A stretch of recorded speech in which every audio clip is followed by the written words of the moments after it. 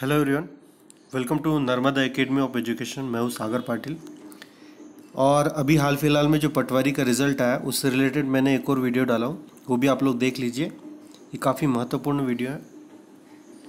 ये वीडियो उन बच्चों के लिए ज़्यादा महत्वपूर्ण होने वाला है जो कुछ नंबरों से सिलेक्ट होने से रह गए, और उन लोगों के लिए भी जो सिलेक्ट हो चुके हैं। वैसे जो सिलेक्ट हो चुके हैं उन लोगों को मेरी तरफ से काफ़ी शुभकामनाएं।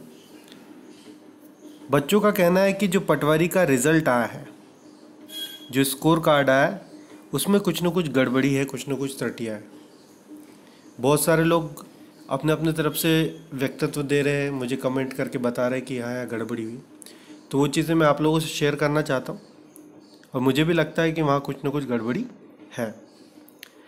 तो पहली जो चीज़ मुझे समझ में है, बच्चे कह रहे हैं कि नॉर्मलाइजेशन होने के बाद में कुछ बच्चों का जो स्कोर है बहुत ज़्यादा कम हो गया। एक बच्चे का कहना था कि उसके 138 नंबर थे और उसके 84 हो गए। तो ये कैसा नॉर्मलाइजेशन है जिसमें सीधे -50 नंबर कर देते हो। ये 138 जो स्क्रीन पर नंबर दिख रहे हैं उसके मेहनत के नंबर है, और आप उसको 84 नंबर पर ला दे रहे हो, जबकि उस बच्चे का सीधा सीधा सिलेक्शन हो सकता था। और भी 2-3 बच्चे जो कह रहे कि जिसके 141 नंबर थे आप उसको 125 पर ला देते हो। तो ये किस तरीके का नॉर्मलाइजेशन है मुझे समझ में नहीं आया। या फिर पीईबी क्या कुछ चाहिए थे, लोगों को सिलेक्ट करना चाहती, बस उनका यही अंदाजा है, ये हो सकता है। दूसरी जो त्रुटि मुझे समझ में आई है कि पेपर बहुत सारे शिफ्टों में जब आपने रखा था, जैसे शायद 60 से 62 शिफ्ट थी, तो जब इतनी सारी शिफ्ट थी तो आप सभी के लिए कॉमन पेपर नहीं बना सकते। कोई पेपर आसान होगा तो कोई पेपर कठिन होगा। और जब आपने रिज़ल्ट दिया तो आपने रिज़ल्ट बना सकते समय इस चीज़ का, या नॉर्मलाइजेशन के हिसाब से इस चीज़ का ध्यान रखा ही नहीं कि आसान शिफ्ट वाले के जो नंबर है वो कम होना चाहिए और जो कठिन शिफ्ट वाले के नंबर बढ़ना चाहिए। आपने सिर्फ आपके एक फार्मूला बना दिया, वो फार्मूला कहाँ से आया किसी को अंदाज़ा तक नहीं है, और उस फार्मूले के आधार पर आप किसी के भी नंबर बढ़ा देते हो।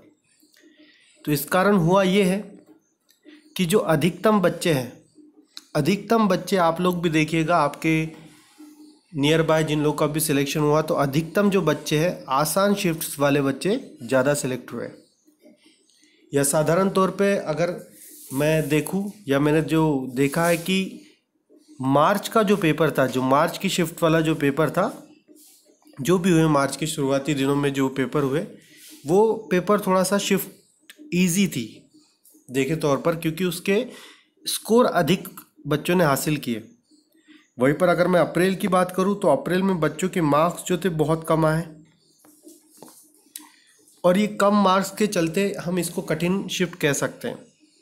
और जब बात सिलेक्शन की आई, जब रिजल्ट उन्होंने दिया, तो उसमें अधिकतम लोग मार्च से ही क्यों सिलेक्ट हुए।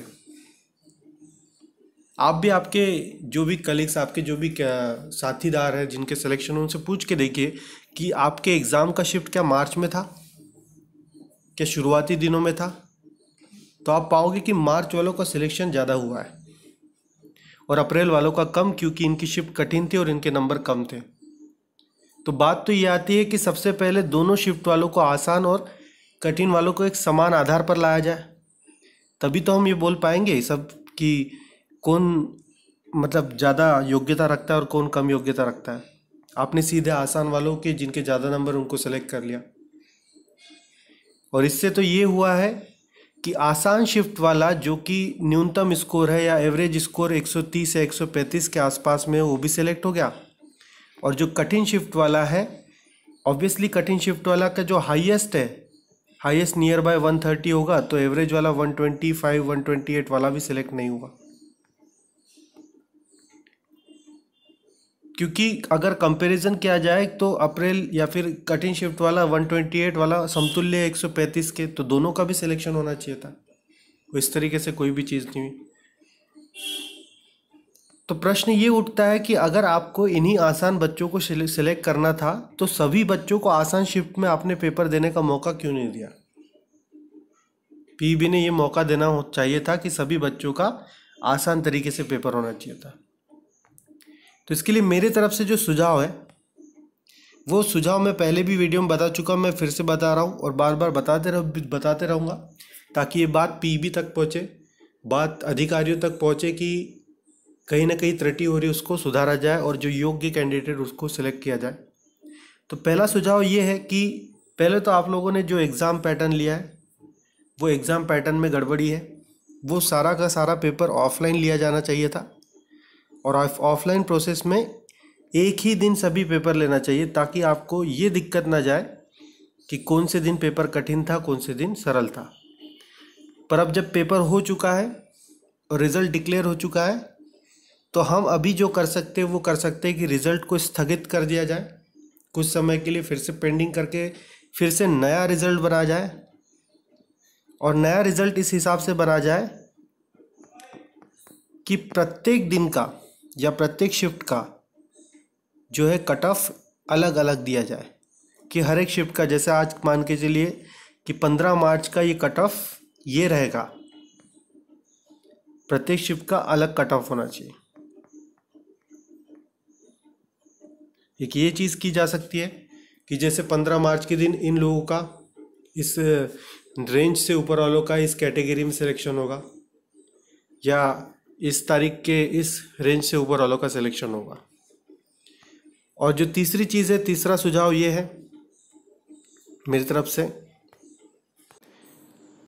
और तीसरा सुझाव ये है कि जो प्रत्येक शिफ्ट हुई थी, तो प्रत्येक शिफ्ट से क्या किया जा सकता है कि संख्या में सभी शिफ्ट से समान मात्रा में या समान संख्या में बच्चे सेलेक्ट किए जाना चाहिए।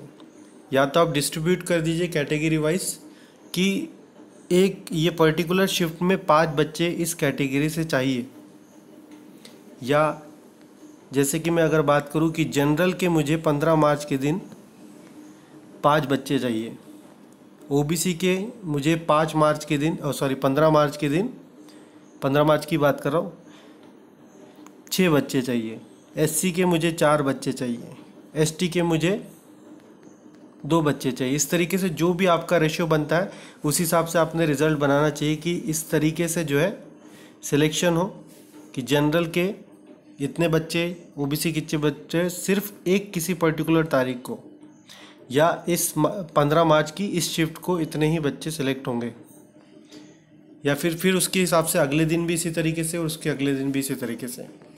तो ये मेरे 3 सुझाव थे जो आपके नॉर्मलाइजेशन को, मुझे लगता है कि पीईबी को और बेहतर बनाने की, नॉर्मलाइजेशन के क्राइटेरिया को बहुत बेहतर बनाने की कोशिश करेगा।